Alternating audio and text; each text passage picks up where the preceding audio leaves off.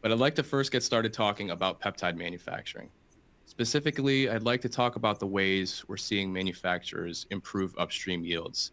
And I think a good place to start would be the whole debate versus microbial and synthetic chemistry expression. So whoever would like to start, what are your thoughts on microbial expression versus synthetic chemistry?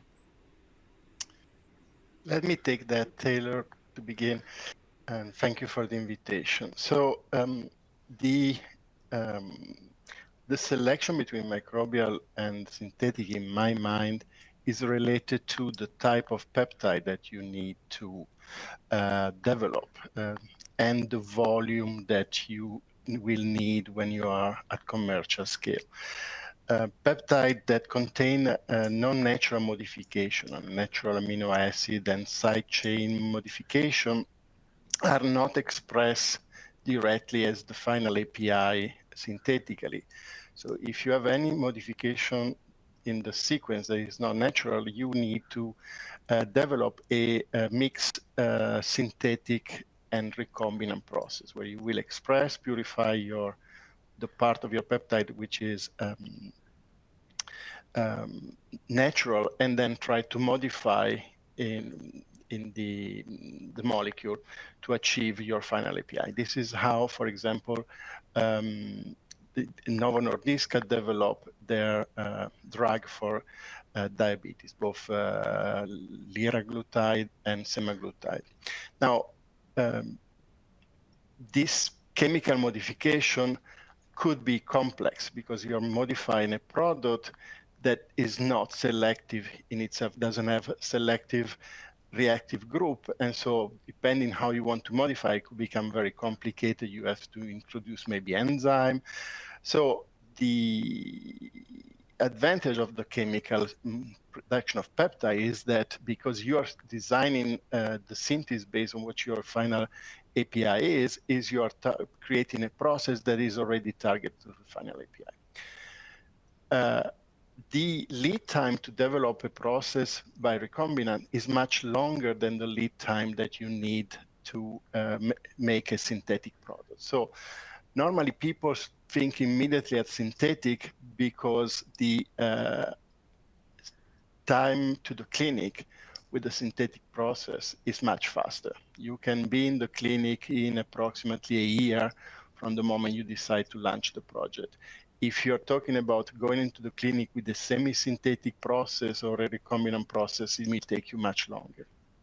Now, on the other hand, if your peptide is extremely long, over 50 amino acids, although it's possible to produce them synthetically, you have an advantage there in the recombinant process to produce very, very long peptide because you are starting to be in the range that a peptide can be considered a protein. So there, if you have a very, very long peptide, I will immediately compare how can I achieve this 70 amino acid peptide versus synthetically versus how can I achieve it recombinantly. And there you could see that on the other hand, it's faster to do it recombinantly than do it synthetically because to make a very, very long peptide chemically for human, in clinic for the human, and later on commercialize a process for that may be more complex. So this is where I draw my line between the two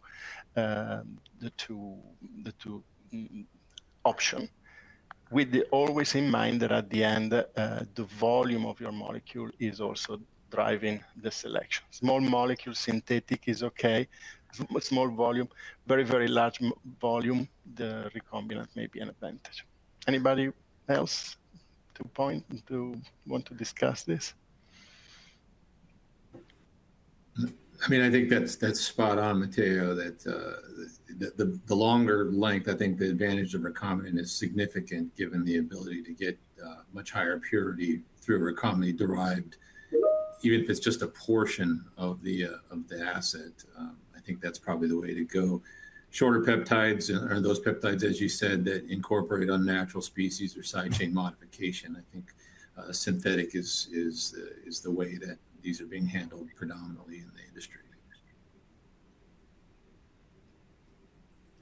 Thank you, Kevin and Matteo. Chuck, anything to add on the synthetic versus recombinant? Maybe just one small thing, and that is being relatively new to the peptide space, having spent the vast majority of my career in biologics.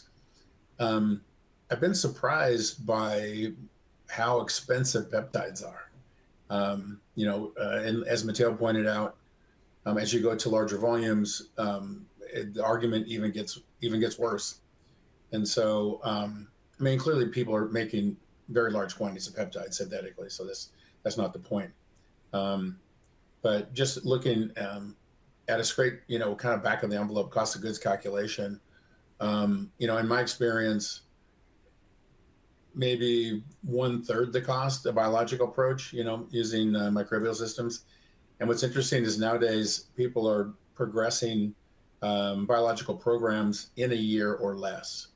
And so even sometimes the timeline is not a real advantage, the synthetic route. I mean, clearly you can make a synthetic peptide in a couple of weeks, just if you want to do some non-clinical work or something. But you can't do that with a biological system. You'll still be out some months. But I think the non-natural, natural, you can't get around that. So that's probably the main argument. But after that, I think, people are looking more to, biological expression.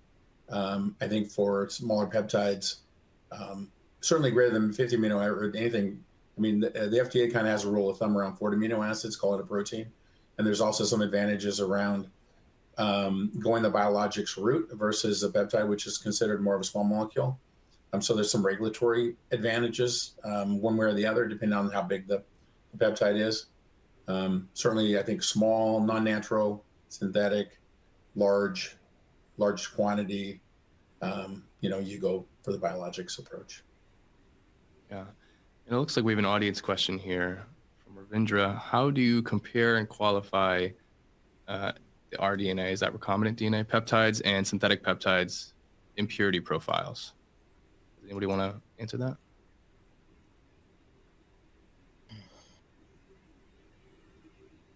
So I can talk about the synthetic one because I have to be sincere. I never worked on a recombinant program. But for the synthetic peptide, you qualify your impurity through the development of the process. You can start identify them in very early on using technique like LC-MS, liquid chromatography MS, and synthesize this impurity. Now you qualify them through your toxicology study and through the presence of this impurity in the clinic. And it's not a problem of the problem of qualified peptide is related to what do you consider the limit for reported, identify, qualify, because there is a difference in the industry between the US and Europe regarding this limit. In Europe, the limits where you need to report, identify, and qualify impurity are defined in a chapter of the European Pharmacopoeia. In the US, is defined by discussion with the FDA. But when you start, you don't know where the FDA is going to push you for the qualification of your impurity. So for the synthetic, there is this little difference between the FDA and Europe. They make a development of a peptide globally, because normally you want to launch it in one country, maybe in the US, but you want also to be available with the same process in all the world. This discrepancy between the two bigger authority is creating a problem in the qualification world. But more or less, you qualify through your development and through the clinic. And I agree, Matteo. It generally drives you to the most conservative interpretations of levels for qualification, given that it is everything that's launched globally these days. So.